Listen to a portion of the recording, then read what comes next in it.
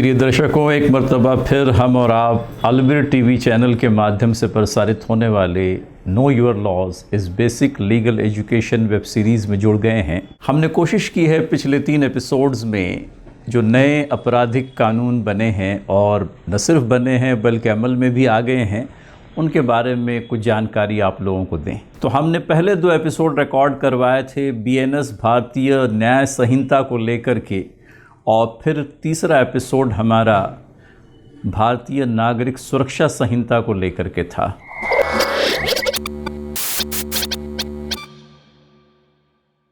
श्रोताओं, एक बात को जान लीजिए, हमारे यहाँ पर कायदे को 2 हिस्सों में बांटा गया है। एक होता है सब्सटेंटिव लॉ और दूसरा होता है प्रोसीजरल लॉ। BNS उदाहरण है अपने आप में एक सब्सटेंटिव लॉ का। सब्सटेंटिव लॉ से हम ये समझते हैं कि एक ऐसा कायदा जिसमें कुछ प्रोविजंस इस प्रकार के जिनके माध्यम से कायदे के किसी विषय में जानकारी दी जाती है। अगर हम BNS की बात करें तो BNS के अंदर में जो अलग अलग प्रकार के अपराध हैं, उन अपराध की व्याख्या बयान की गई है और फिर इन अपराधों पर जो दंड हो सकता है, पनिशमेंट है, फ़ाइन है, इसी तरह से डेथ पेनल्टी भी हो सकती है, और अब कम्युनिटी सर्विस का एलिमेंट भी पनिशमेंट के एक स्वरूप के तौर पर पेश किया गया है। तो ये BNS है, सब्सटेंटिव लॉ। कोई ऑफेंस हो जाने के बाद में उस ऑफेंस के उपलक्ष्य में किस प्रक्रिया का अवलंब किया जाए, कौन सा प्रोसीजर फॉलो किया जाए, तो वो प्रोसीजर कोड होता है। इसके पहले हुआ करता था क्रिमिनल प्रोसीजर कोड, फौजदारी प्रक्रिया संहिता। अब फौजदारी प्रक्रिया संहिता 1973 की जगह भारतीय नागरिक सुरक्षा संहिता ने ले ली है।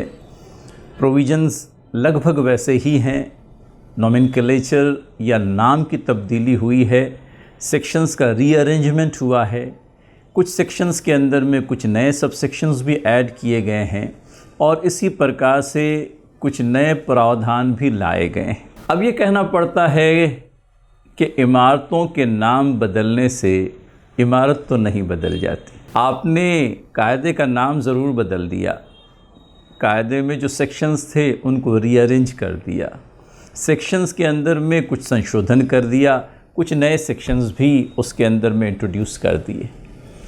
तो बहरहाल जो भी एक्सरसाइज हुई है, कॉलोनियल एरा के जो कायदे थे उनको हटाने की बात कही गई और उनकी जगह पर भारतीय कायदों को लाने की बात कही गई। इतना आसान भी नहीं होता।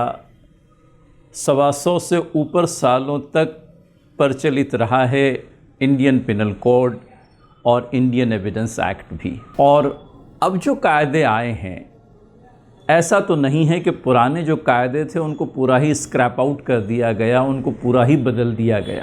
कहना पड़ता है कि at least 70 to 80% of the old acts, provisions of the old acts have been retained, and whatever addition और substitutions are made are with respect to the remaining 20%। हम इंडियन एविडेंस एक्ट 1872 की बात कर रहे हैं आज के इस एपिसोड में, और अब भारतीय साक्ष्य अधिनियम 2023 ने उसकी जगह ले ली है। कहीं ये करेक्शन ज़रूरी मालूम पड़ता है कि इससे पहले हमने जब BNSS पर तीसरा एपिसोड रिकॉर्ड करवाया था तो कहीं 2024 कहा था।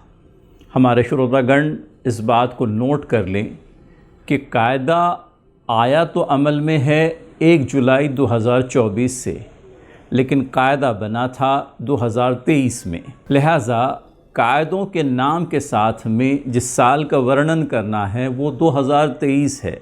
हम कहेंगे BNSS 2023, BNS 2023, और इसी तरह से भारतीय साक्ष्य अधिनियम 2023। Although all these 3 legislations have come into force with effect from 1st of July 2024। तो ये करेक्शन थोड़ा सा कर लें, क्योंकि समझ कहीं इस प्रकार की हो रही थी कि कायदा चूँकि 1 जुलाई 2024 से अमल में आया है, शायद इसका गठन भी 2024 में ही हुआ होगा, लेकिन ऐसा नहीं है। कायदे का गठन जो है वो 2023 में ही हो चुका था, अमल दिया गया है 1 जुलाई 2024 से। अब आ जाते हैं भारतीय साक्ष्य अधिनियम पर। भारतीय साक्ष्य अधिनियम या इंडियन एविडेंस एक्ट थोड़ा सा और भी करेक्शन करते चलें, या यूं कह लीजिए कि पहले जो बात कही थी उसको थोड़ा सा और एलाबरेट करते चलें। किसी एपिसोड में ये बात आई थी कि ये 3 नए आपराधिक कानून हैं।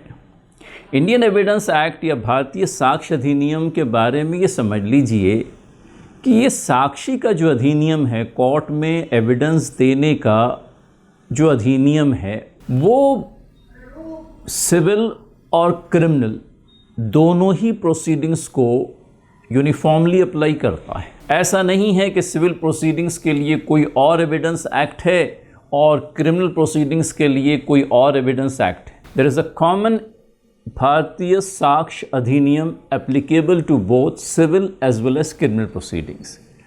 तो ये बात को समझ लीजिए, कहीं हमारे व्यूवर्स ये समझ रहे होंगे कि इंडियन एविडेंस एक्ट 1872 या भारतीय साक्ष्य अधिनियम 2023 ये सिर्फ फौजदारी प्रकरणों में ही लागू होता है। ऐसा नहीं है।